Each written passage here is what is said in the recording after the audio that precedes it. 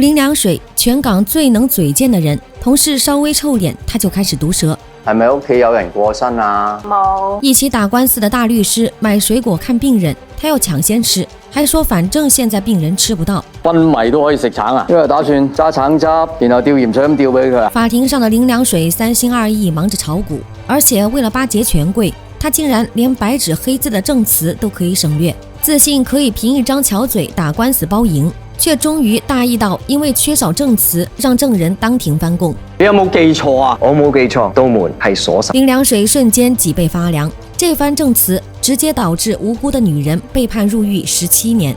你當日喺個庭上面玩玩下，而家喺度同我扮後悔扮死狗。當法官10年的林良水從未升職，悠悠從夢中轉醒，想打套拳舒展筋骨。今天案件很多，法庭裡眾人已經等到不耐煩，他審不完的話又要麻煩其他人，同事好心好意來提醒，別惹上級領導不開心。林良水卻以為人家是捧高踩低。Christina 升咗職得2日啫，你就揾佢嚟壓我。就算明知已經遲到，都還要抽完煙再懶懶散散上庭。台下響起的律師發言更讓人心裡煩躁。這些人被告上法庭的理由千奇百怪，不是在地鐵上說髒話，就是因為去便利店偷盒飯。在林良水看來，全都是雞毛蒜皮的小事，罵人還好辦，打發兩句走掉算了。但這位偷盒飯的，林良水打算教育教育他。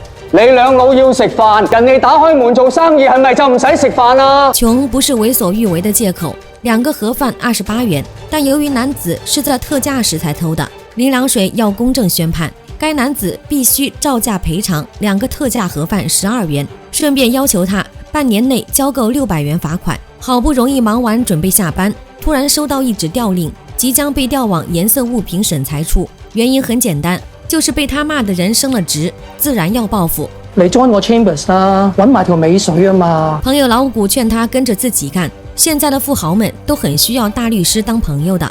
大律師能夠出庭幫人打官司，地位高暫且不說，要是能跟着大老闆們炒股炒樓，又能賺錢又能延年益壽。愛錢的林良水幾乎毫不猶豫就做出決定。第一單就是簡單案子，曾潔兒是位單親媽媽，之前做國際超模的，因為7年前生小孩，所以才退休。如今女兒離奇受傷，還在加護病房昏迷。林良水和方大壯一起去見了當事人。曾潔兒說，出事那晚，女兒身體不舒服，早早上床睡覺。小女孩因為不會說話，每次都要比手勢安慰。等女兒睡着後，曾潔兒喝了紅酒就去外面睡覺，可醒來時已經過去2個小時，女兒倒在一灘血泊裡，然後沒多久就有警察上門，說是曾潔兒因為疏忽照顧才讓女兒受傷，就這麼被抓了進來。據曾潔兒自己說，她是未婚生子，所以家裡基本上就她和女兒2人，而且平常絕對沒有打女兒的習慣。可根據法醫的鑑定報告，小女孩除了後腦有撞傷，手臂也有淤傷，疑似被成年人用力推倒，絕非意外摔傷。因為曾潔兒父母已經過世多年，在這邊的親戚大多也已經移民，屬於是勢單力薄。林良水漫不經心安慰道，這種案子不難打官司，就算萬一真的輸了，刑期也不會很長，要曾潔兒放寬心就好。當時方大壯還以為林良水是為了安慰當事人，結果開庭時所有人都在慷慨陳詞，只有林良水還在堅持炒股。4蚊話我聽，呢隻妹好耐，4個1食次。總之整場下來，林良水整個人都心不在焉，就算有人做偽證，也都靠方大壯出面擺平。曾潔兒所在小區負責巡邏的陳伯說，那天自己親眼看見小女孩在玻璃門的位置掙扎，這與之前的口供完全不符。口供冇提及過㗎嘛，而家隔咗咁耐，你先無啦啦加上去。方大壯當即指出，陳伯話中破綻，既然他是保安，為何當時不報警？所以你頭先講嘅嘢全部都係無中生有。咁你諗乜㗎啦？林良水毫無職業素養，一門心思都在炒股，而且一下班就去夜店喝大酒。經過朋友介紹，還認識一些炒股炒樓客。嗨完過後的林良水整個人都昏昏沉沉，滿身酒氣的樣子，連方大壯都看不下去。然而林良水卻似乎並不在乎，還盯上了方大壯給小女孩買的水果。昏迷都可以食橙啊，因為打算揸橙汁，然後吊鹽水咁吊俾佢。幸運的是，小女孩終於甦醒，可她只能聽不能說。林良水又不懂手勢，問不出到底是誰打的她，只能根據小女孩的手勢推測肯定不是曾潔兒。直到現在，林良水都还觉得这案子小意思，既然不是亲妈打的，那一定是有其他人下手。明天上庭随随便便打完官司，然后回家继续炒股。然而刚走出医院，电话就来了，小女孩突然身亡。刚才的片刻精神只是回光返照，现在知道曾洁儿不会打女儿的仅限于他们几人，事情的性质也变成误杀，最終係可以判終身。嗰晚到底仲有咩人喺你屋企？曾洁儿終於承認，當天晚上還有她男朋友，是一個叫鐘金儀的醫生。其實這位鐘醫生就是曾潔兒女兒的生父。可據說那天晚上小女孩遇襲的時候，鐘醫生正在做電視節目，有充足的不在場證據。而且最關鍵的是，這位鐘醫生是香港鐘家的上門女婿，妻子名叫鐘念華，所以曾潔兒其實是鐘醫生的外宅。鐘家是香港的豪門大戶，在香港政商界幾乎是要風得風，要雨得雨。水哥，咁你今次埋到鐘家度，真係撈粗嘢喎！林良水一改懶散姿態，親自找到鐘醫生詢問案情。據鐘醫生所說，他確信回家時門沒鎖，拉開門一進屋就看見女兒躺在客廳。這話讓林良水壓力頓減，因為他始終覺得案件的關鍵就是門有沒有關上。冇閂實，即係話任何人都可以隨時出入。林良水覺得只要鐘醫生在法庭上講出這一點，打官司包贏，到時候曾潔兒也不會有事。然而林良水錯就錯在高估了豪門大戶的道德，為了巴結鐘家，沒讓鐘醫生白紙黑字寫下證人證詞，簽名就更不會有，因為他覺得讓這些富貴人家寫證詞會讓人家尷尬。面對方大壯的質疑，更搬出自己當法官多年，沒看過證人供詞做擋箭牌。呢份嘢係我嚟保障爭議，保障我哋噶嘛。萬一條友仔講到咩咩斜斜咁點算呢？林良水的大義終於讓他吃了大虧。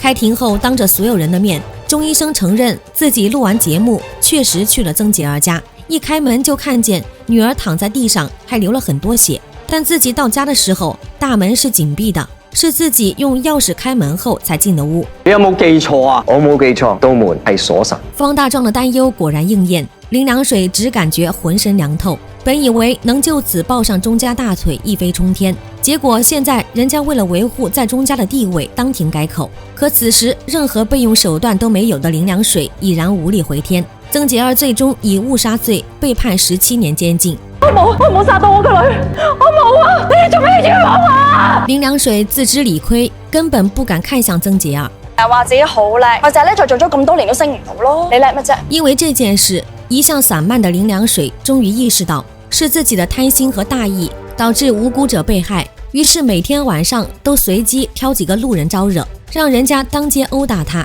以此緩解內心愧疚。朋友老陸勸他以後別這樣了，沒用的，況且指不定哪一天真就被打到重傷住院。其實林良水心裡也難受，當年他剛入行做大律師的時候，告訴自己一定要靠實力，絕對不會抱富豪大腿去幫富豪擦屁股。於是20年光陰虛度，一事無成。後來又去當法官，還是這樣告訴自己，絕對不抱富豪大腿。於是10年裡只會原地不動。跟住我醒咗啊，我撲出嚟，周圍揾契弟去奶。確實找到鐘家了，也確實要抱人家大腿了。沒想到人家反手就算計他，害得一個無辜女人入獄。這輩子最看不起賤人，到頭來才發現自己才是最賤的那個。老陸讓他看了看球場外正被欺負的阿婆，告訴他害一個人之後，也可以選擇不自甘墮落，去幫10個人，幫100個人，幫1000個人。你仲記唔記得你當年讀 law 係為咗咩呢？記下。每個法學生學法律的初衷都是為了維護公平正義。林良水決定身體力行為自己贖罪，掛牌成立林良水大律師事務所，專門幫無權無勢的普通百姓打官司。那些自己曾經最看不上眼的家長裡短、微末瑣事，不知不覺已經做了2年。唔是二拍鏡差，是鏡差拍二。買橙子擺供盤已經成為習慣。小弟太子還是跟在身邊做律師，兩人不圖掙錢，只為不讓強權者欺負平民百姓。贖罪也好，為了良心也好，曾潔兒的案子始終是林良水心中的一根刺。而這一天，他終於看到轉機。之前在法庭上做偽證的保安陳博癌症晚期，醫生斷定已經熬不過今晚。他留下遺書說自己很後悔2年前在法庭上不該冤枉曾潔兒。我哋害咗人啊，你唔好就咁就死啊！陳博的遺書讓林良水決定翻出塵封已久的案子，這一次絕對不會再出差錯。找到方大壮，希望他能帮帮忙，一起去监狱见曾洁儿。佢唔肯見你都應該啊！今時今日良心發現想贖罪，你憑咩啊？林良水自知有愧，2年前方大壮可是刚开始做大律師，明明有機會自己做曾潔兒的案子，卻因為剛入行，害怕自己一個人做不好，這才選擇和林良水合作。但係如果嗰陣時你夠勇，自己一個人做嘅話，成件事可能會唔同。阿水係有錯，但你都啱唔晒。方大壯決定再給林良水一次機會，猶豫許久才推門進去，可一來就被黑道拿刀頂脖子上。為了繼續做曾潔兒的案子，林良水決定臨時終止黑道大哥的案子。結果人家不但打到他吐血，還威脅要他2天內湊夠100萬，就算臨走前都要多罵一句斯文敗類，雲港來。還好沒有大事，方大壯緊急把他送去醫院。這時太子帶着手下兄弟過來，原來太子之所以叫太子，真的因為他是一位黑道大佬的兒子。當年老爸因為洗黑錢犯罪，就是林良水幫忙打的官司，盡心盡力準備資料，連續幾個晚上都沒睡覺，不但累到出車禍，後來還跟老婆大吵一架。佢老婆話唔應該為個黑社會搏到咁，意見不合離咗婚。雖然後來官司還是打輸了，可太子老爸一直都很感謝林良水，而且告訴當年才10幾歲的太子，以後一定要跟着水哥當律師，因此從未讓他沾過家裡的黑道生意。水哥要復場，我即刻翻轉大埔嗰度，唔復條數我幫你傾。林良水現在就算被人打出腦震盪都沒有怨言，他始終覺得被打也算是贖罪。時間有限，頭上還纏着紗布，就去監獄見曾潔兒。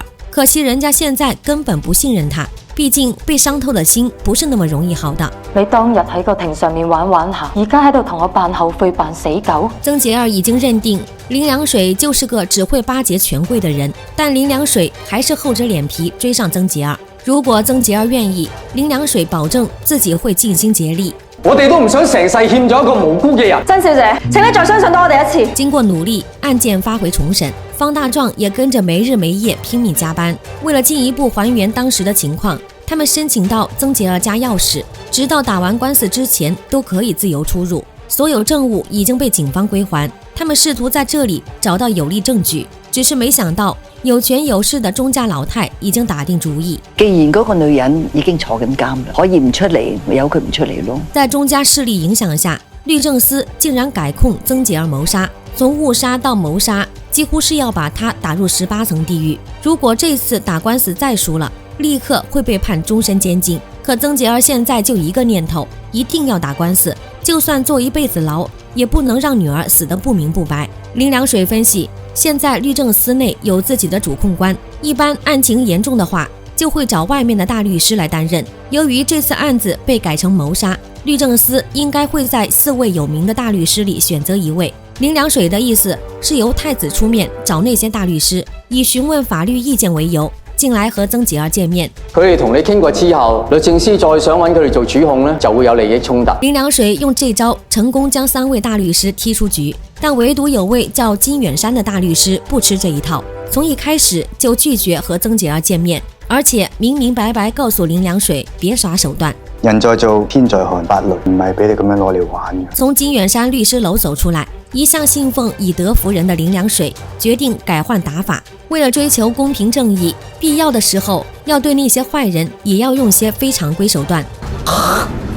再次開庭，金遠山一上來就告訴陪審團，如果不能肯定曾潔兒是謀殺的話，希望大家考慮誤殺。如此具有引導性的陳詞，當即被林良水反駁，認認真真告訴陪審團成員，刑事審訊按常理來說只有2個結果，一是有罪，二是無罪，而不是像剛才金遠山所說的誤殺和謀殺。咁即係有罪同埋有罪。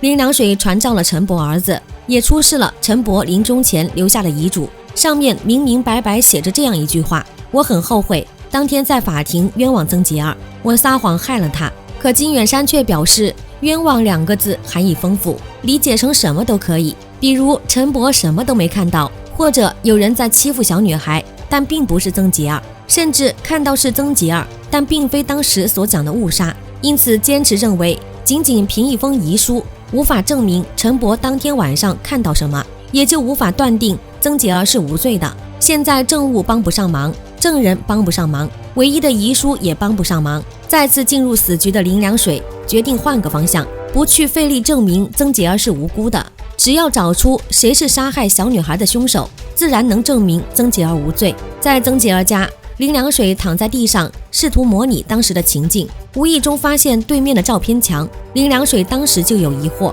有咩人望到啲相會咁嬲？越發接近真相了，於是再次去監獄詢問曾潔兒和鐘醫生和鐘念華之間的關係。其實這就是個很俗套的第三者故事。曾潔兒原本只是一個烏村長大的平凡女孩，小時候家裡窮，爹不疼娘不愛，就算做國際模特，花期也不會太久。他只想要個安安穩穩的家，而鐘醫生就是這個人，只要有家在，鐘醫生在外面做什麼他都不介意。呢度有啲相，你幫我諗清楚，嗰日醉醒之後仲記得啲咩？曾潔兒突然想起那天看到鐘醫生趴在女兒身邊檢查，打完急救電話回來後，鐘醫生好像到廚房扔了2個水瓶。個女咁傷，佢就走去掉垃圾。當年林良水對案子沒上心，現在了解的越多，發現疑點越多。既然鐘家權勢滔天，不用點手段是查不出結果的。暗暗告訴太子，要他給鐘念華打去勒索電話。我老豆除咗留低封遺書之外，仲有當日你揾人收買佢嘅證據。鐘念華果然被嚇到，天一亮就找來忠於他家的董大壯商量對策，說自己知道鐘醫生養外宅後，當初是帶着支票上門，想用錢解決問題的，而且就是拿着鐘醫生的鑰匙才開的門，只是那些親密合照讓鐘念華瞬間抓狂。這時小女孩看見有陌生人，就衝過去撕扯。我咪攞手去擋咯，知佢自己失重心，撞咗落個台角度。鐘念華沒想到這一幕已經被人偷拍。再次開庭後，太子當着所有人的面播放錄音，終於明白女兒死因的曾潔兒怒目而視。林良水還想向法官申請將完整視頻放出來，但是被金遠山實名反對。第一，條片來歷不明；第二，有冇經過非法修改或者干預。突然出現如此有力的證據，雙方都要重新準備資料應對下次交鋒，而且因為是偷拍，還要申請是否能在法庭上正式公開，如果不能正式呈堂，就不能當作證據。所以就算已經知道鐘念華親口承認都不行，曾潔兒依舊要被關在牢裡。And we're always ready for issuing defamation or get the tickets prepared. You two can leave Hong Kong immediately. 此時的林良水深夜潛入曾潔兒家，果然在垃圾桶裡發現2個水瓶，甚至還在資料裡發現其他疑點。只是不等他想明白其中要害，鐘家就提前下手，以合法手段控制他的人身自由。警方現在以偷拍涉嫌不誠實使用電腦為由，將林良水正式拘捕。睇嚟咧，你唔喺度坐足48個鐘頭，佢哋唔會。同時，董大壯以鐘家法律顧問的身份找到金遠山，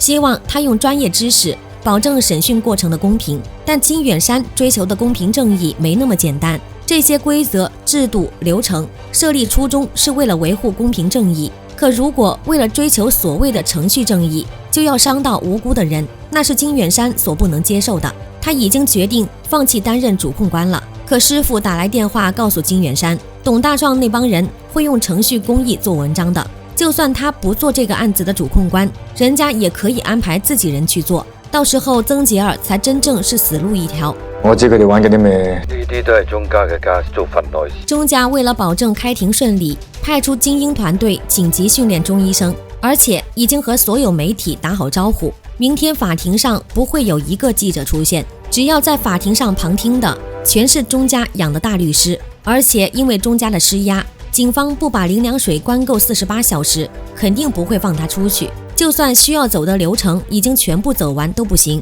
負責此案的高警官想盡各種理由拒絕見林良水，就算被迫見面，也依舊聲稱現在不到保釋時間。好，你係要同大律師玩啊嘛？林良水太清楚是鐘家在施加壓力，但那些手段絕對不合規，到時候自己真按程序較起真，這些基層的辦事警官一定會被上司推出來頂罪。再次開庭後，鐘家的人幾乎已經坐滿整個法庭，而太子卻安排了一名小弟進警局，向一名張姓警官幫林良水傳遞消息。張警官好不容易露面後，林良水主打感情牌，說他以前還是低級警員的時候，每次都是林良水逐字逐句幫他修改拘捕令。而家係咪問你攞個 police bail 真係咁困難？張警官告訴林良水，現在上上下下都知道他得罪鐘家，也都收到風要關夠48小時再放人，可這都是口頭上的，沒有一個人明確接到命令。敢把林良水关在这里不让他出庭。我而家俾你就咁行出去啊，我點同上頭交代啊？张警官终究是有情有义，他要林良水交一个人出去，只要有人出来扛了偷拍的罪名，林良水就能被放走。就这样，林良水终于顺利上庭。看到后面满座的大律师，林良水不能再坚持申请公开偷拍钟念华的那段录像，不然人家找机会坐飞机开溜就什么都完了。等下钟医生和董大壮一上庭作证，就想办法借他们的口还原整件事情真相。新的思路确定，林良水将董大壮第一个传召上庭。可大家都是熟知法庭套路的大律师，不管林良水怎么引导，董大壮就是不上套，始终坚持自己没在此案上给出任何法律意见，还故作高深地说法庭上讲证据，真相反而无关紧要，只有门外汉才追求真相。如此没有人性的话，被林良水当庭反驳。林良水告诉董大壮，陪审团存在的意义就是要制衡他这种已经丧失人性的专业人士。看似他现在高高在上，衣冠楚楚，可那不过是进了钟家的圈子沾光。在座的大律师有一个算一个，扪心自问，自己真的和人家钟家的人一个级别吗？ You would like to believe, but the truth is you are not。在董大壮这里已经问不出什么。下一个要出庭的是钟医生。一开庭，林良水就出示了2个水瓶，什么话都没说，但明显看到钟医生开始紧张。方大壮按流程询问案发前后钟医生的行踪，但不管怎么问，钟医生的回答始终没有任何破绽，这根本不符合一个非专业人士的正常反应。所以方大壮当即指出，在开庭之前，这些大律师已经给过钟医生专业意见，现在傻子都能看出来，整个法庭上一个记者都没有。这些大律师正襟危坐在这里，表面上看起来是做所谓的委托观察，实则是随时随地暗示钟医生应该如何回答问题。成功实施第一波打击后，接下来由林良水继续提问，要求钟医生详细讲述案发时的过程。受过培训的钟医生逻辑缜密，说回家时门灯是亮着的，自己是用钥匙开门后才进屋看见女儿受伤的，然后自己就帮女儿检查。曾杰儿看到后随即出去打电话叫救护车，大概用了1-2分钟时间。林良水抓住其中关键，说在这1-2分钟之内，只有钟医生和小女孩在场，是否没有第3人看见当时钟医生到底做了什么？得到肯定回答后，出示那2个空水瓶，并且询问钟医生是否还认得这些瓶子。可是由于在场大律师频频暗示，林良水的提问始终不能得到满意回答。但接下来的询问就不能再由这些大律师暗示了。得到法官的默许，太子负责监督群众席上的衣冠禽兽们。各位大律師睇扒。还好旁边的金遠山选择站在公平正义的一方，一上来就问钟医生是否同意钟念华收买陳博提供假口供。我唔記得，我唔係問你記唔記得，唔同意，唔同意，即係知啦。得不到暗示的钟醫生只能任由金遠山拿捏，现在已经无限接近真相了。钟念华推倒小女孩，而钟医生又和钟念华联手在法庭上提供假口供，钟医生的心理防线即将崩溃。最后一击由林良水完成，他拿出一张照片，上面清晰可见一个天使公仔套在门灯的位置上。钟醫生一直說自己是先開門燈，然後再用鑰匙進的屋。你冇開過燈，你睇清楚幅相，嗰個燈裏面有冇燈膽？小女孩將天使公仔套在燈上，就是想讓爸爸一回家就能看到，而那裡面根本就是沒有燈泡的，所以鐘醫生當晚不可能開燈，也就證明他是在撒謊。他不但沒有開燈，甚至連大門都不是他親手開的。真相是在鐘醫生到家前，鐘念華就已經進屋，還推倒了小女孩，而離開時因為太慌張忘記關門，所以就算不開燈，鐘醫生都能摸黑進屋。整場審判下來，他們鐘家人就是在撒謊，欺騙法庭，欺騙陪審團。因為鐘醫生清楚得很，只要講出真相，曾吉兒就會被無罪釋放，而他就會失去一切鐘家給予的榮耀和地位。至於那2個水瓶的真相就更為殘忍，每個醫生都明白，一個人在失血過多後立刻飲用大量水會導致死亡。當時小女孩被推倒後還活着，可鐘醫生卻餵進去2瓶水，就是故意要讓女兒身亡，防止她說出真相，導致鐘念華被拘捕。你哋係串謀謀殺被告個女。曾杰兒的精神幾近癲狂，他沒想到同床共枕8年的人會如此令人髮指。现在即将结案，到了控辩双方做结案陈词的时间。金远山想告诉大家，他作为主控官的职责不是给案件定罪，而是确保每一个被告得到公平的审讯。他相信经过这几天的努力，曾洁儿会得到陪审团的公正裁决。但林良水还想告诉所有人，法庭本应该是最讲公平公正的地方，但今时今日，有些权贵自视权势，视法律如无物，甚至用各种卑劣行径践踏法律和公义。而每个大律师不应追求抱紧权贵大腿，就算见过最黑暗的事，仍应坚持那些必须坚持的正义。就係希望個世界係公道啲。以前大家都說法律面前人人平等，可現在又怎樣？誰有錢誰才說了算。經過陪審團商議，最終裁定曾潔兒謀殺罪名不成立，當庭釋放。鍾醫生夫妻俩人雖然當時順利離開法庭，但隨後便被聯署找上門，即將以賄賂證人罪和串謀謀殺進行調查。案子結束後，方大壯租了間更大的辦公室，太子建議林良水也過來，一起做大案子賺大錢。流水哥過唔過嚟啊？咁我旺角啲客點啊？搭地鐵咯。林良水最終還是選擇留在老地方，繼續為被欺負的街坊們主持公道。毒舌律師整個故事從劇本到台詞都極為講究，底層追求公平正義的主題總是能抓人眼球，一上映就成為香港首部票房破億的華語電影。但在林良水滿腔熱血的慷慨陳詞背後，仍有種令人窒息的無力感。故事裡可以有林良水，可以有金遠山，更可以有廉政公署主持公道，甚至可以憑借微薄之力擊潰威勢滔天的權貴。可回歸現實，又有幾個大律師願做林良水，又有幾個莊家會給你那麼多機會反擊。用水哥的話來說，你老豆邊位？你老母係邊個？喂，真係靠自己啊！